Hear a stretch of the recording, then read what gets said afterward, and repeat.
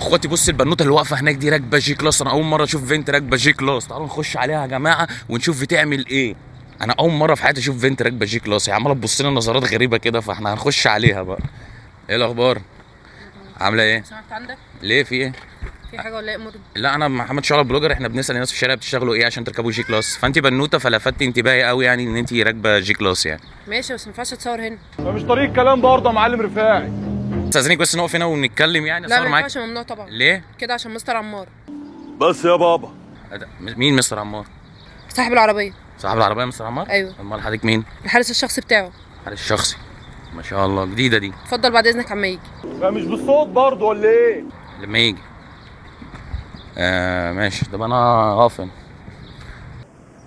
اللي حصل في الدنيا يا رجاله؟ حارس شخصي ومستر عمار وبنوته راكبه جي كلاس. لا الموضوع ده غريب. طب احنا نقف على جنب عشان هي شكلها عصبي قوي نرفز. ما ينفعش نصور خالص.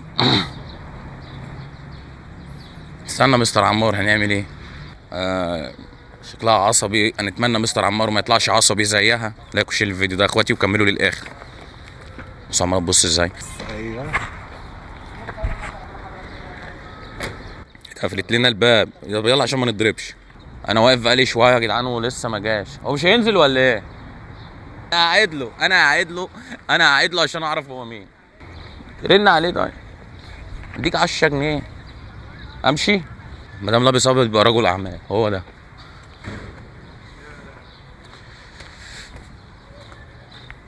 يا هلا والله. ايه ما السلام عليكم. هصور معايا عامل ايه؟ هو عارف؟ ايه الاخبار؟ وراك يا شغله طبعا. الحمد لله. كله تمام. استاذنك بس احنا عايزين نصور معاها. انا دخلت عليها قلت فكنت فاكرها هي اللي راكبه الجي، قالت لي لا ده بتاعت مستر عمار، فاحنا لازم اعرف انت مين وبتشتغل ايه يعني. هي قالت لي هي الحارس الشخصي بتاعك، فالموضوع غريب جدا يعني. انت عارفني بس انا في بيتك بس انت ما تعرفنيش. في بيتي ازاي بس؟ ما انت ليه طب أنا فلوس دلوقتي السحري ولا ايه؟ في ايه؟ عندي ميتنج في الشركه، ممكن نروح نكمل هناك؟ بس وديني وعلماني ما هتسابه.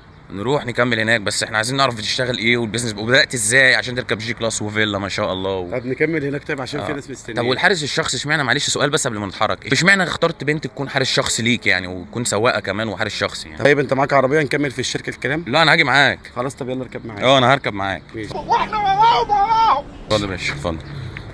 ورا. سلام على الدلع.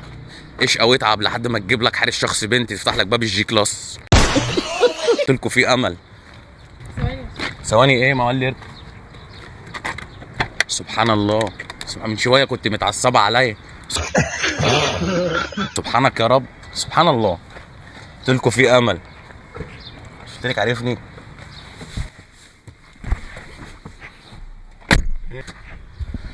طب نمشي ولا لا انا يعني اشمعنى دي بالذات؟ كنت ممكن تجيب ولد تدربه وتربيه على الفنون القتاليه. انا حسيت فيها الموهبه من وهي لسه صغيره، فحبيت ان انا اكمل معاها وهي فعلا طلعت كفء وفعلا تقدم المسؤوليه. عبلة دي انا مربيها. ما شاء الله يا جماعه. طب هنكمل تصوير هناك ولازم نعرف البيزنس بتاعك ايه وبدات ازاي عشان تركب جي كلاس. انت عندك كام سنه؟ انا عندي 30. بتشتغل ايه؟ 30 يا جماعه وراكب جي كلاس ومعاه حارس شخصي. قلت لكم في امل. بتشتغل ايه؟ ايه ده يا مستر عمار؟ احنا في شارع عبد العزيز. هو انا مش قلت لك انا موجود في كل بيت بس انت اللي ما تعرفنيش؟ ايه بقى اللي موجود عندنا في كل بيت في شارع عبد العزيز؟ تعالى وانا احكي لك بقى فوق في الشارع. طب يلا يا جماعه نكمل فوق يا جماعه ونعرف حكايته ايه.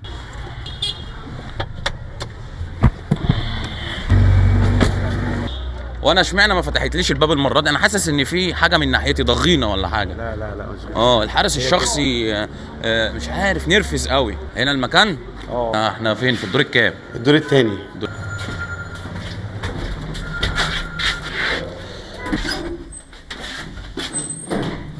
في امل. اتعب عشان يحصل معاك كده يا ليفا. لازم اعرف جبت الفلوس دي كلها منين؟ ده انت واخد مبنى. الله اكبر.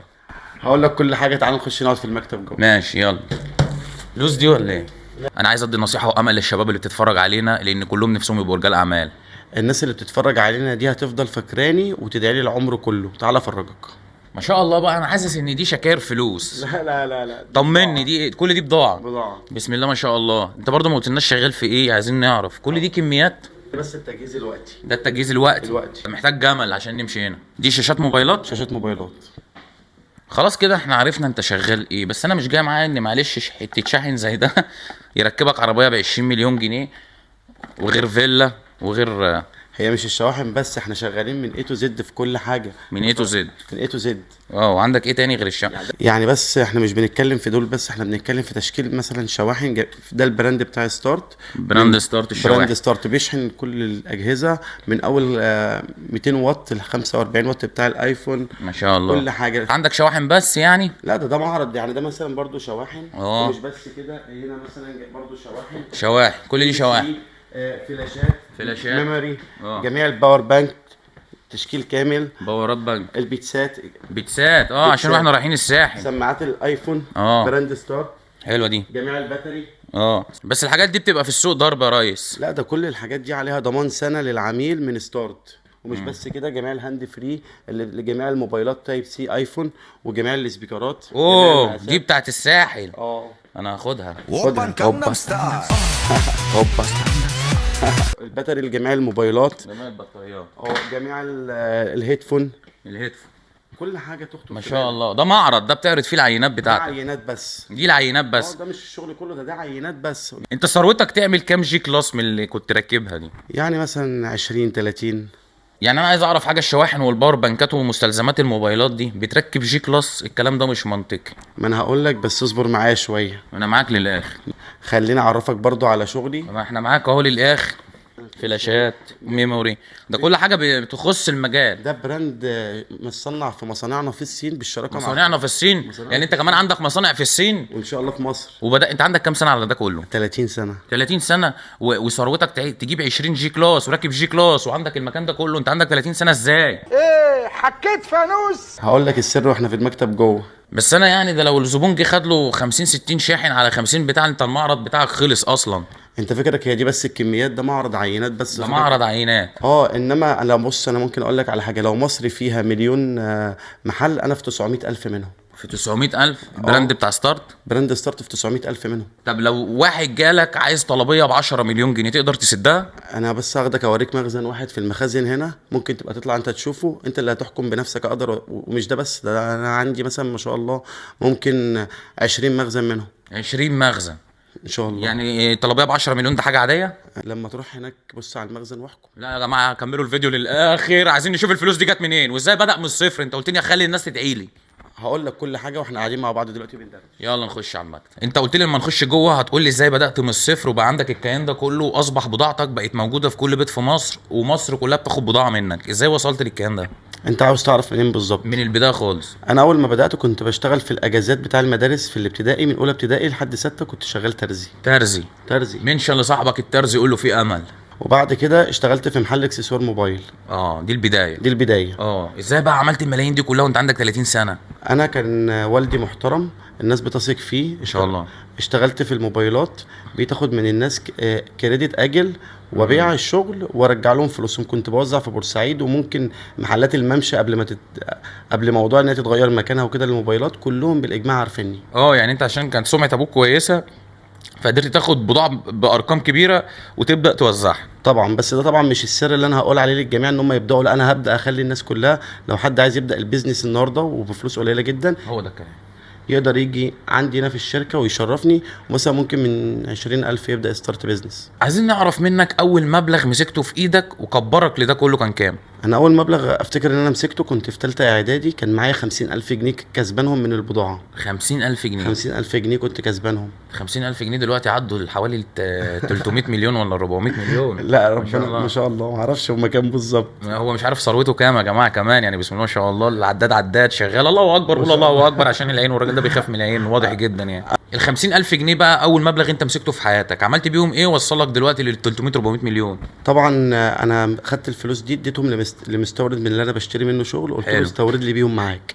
دخلتهم في التجاره. دخلتهم في التجاره، وكانوا ممكن يبيعوا طبعا، بس انا ماشي بمبدا في التجاره اللي مالوش قلب مالوش رزق. ودي حقيقه يا جماعه، والتجاره الرسول عليه الصلاه والسلام قال لك ان هي 19 رزق في التجاره. الله اكبر، بسم الله ما شاء الله. بس اول مكسب جالك من بعد ال 50,000 جنيه كانوا كام؟ كانوا مثلا دول كسبوا لهم زي 7,000 جنيه، بخلاف طبعا بقى البضاعه اللي انا كنت بشتريها من التجار، لان كانت العلاقه كبرت وكانوا مثلا بداوا يثقوا فيها اكتر وبقيت اسحب كميات اكبر. بسم الله ما شاء الله يا جماعه، يعني هو في امل. قلت لكم عايزين نعرف دلوقتي انت بتصرف كام، مصاريفك اليوميه بالكام كي؟ انا حاليا ما بحسبش انا بصرف كام. حلو. انا ممكن مثلا اللي بحسبه داخل لي كام عشان اعرف اطلع زكاة المال. بسم الله ما شاء الله. ايه بقى السر في النجاح؟ انا شايف ان زكاة المال هي دي اللي اكتر حاجه بتخلي الفلوس فيها بركه. طبعا ربنا بيحميك من كل حاجة، وده لو ما دفعتهمش بالرضا هتطلعهم غصب عنك، دي حقيقه. فده وقت حماية من ربنا. طبعا. والتجاره مع الله ناجحه.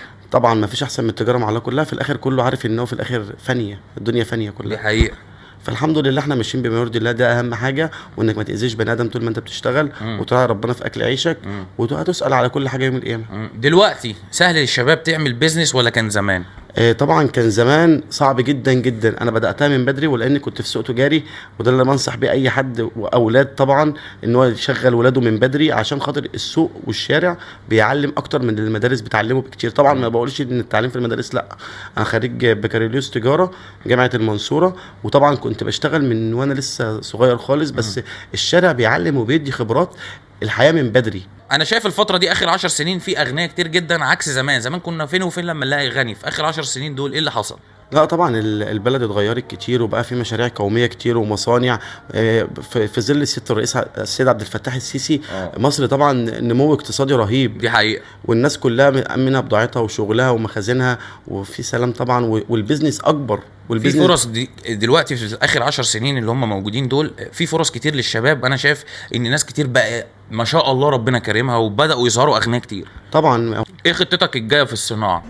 والله احنا بنشكر الاول السيد الرئيس عبد الفتاح السيسي، عشان ده طبعا اللي سهل لنا الامور كلها، ومعالي الوزير كامل الوزير على توفير المصانع والشغل ده، وده اللي احنا بنفكر فيه الخطه الجايه باذن الله. ناوي ايه خطتك الجايه ان انت تعمل؟ باذن الله احنا ناويين ان شاء الله ان احنا نفتح مصانع في مصر، هننقل كل شغلنا في الصين باذن الله في مصر باذن الله في السنوات القادمه باذن الله. وده طبعا اللي السيد الرئيس عبد الفتاح السيسي قالوا ان هو هيخلي كل حاجه في مصر بايد مصريه. الموضوع ده طبعا احسن، لان برضو هنا في مصر كل الحاجات متوفره، في الصين طبعا كل حاجه مختلفه، لكن هنا طبعا كل حاجه متوفره، بل بالعكس هنوزع ان شاء الله للشرق الاوسط كله ما شاء الله. بعد التصوير بقى مش مهم. الو، ده مكالمه من الصين. الو بوس. Hello, my boss. How are you? How is انت everything? البص. everything good and you? I'm so good. Thank you so ولا much. تيجي ولا تيجي. تعبان يا كابتن. لا How is the business? How is everything? everything okay. I have meeting now. After 5 minutes I will call you. اسمها ايه؟ ايمي. هلو ايمي. Hi, how are you? I am شعلة big شعلة. blogger in Egypt YouTuber. Okay. عمل ايه؟ الحمد لله. أروبا كلمني عربي. I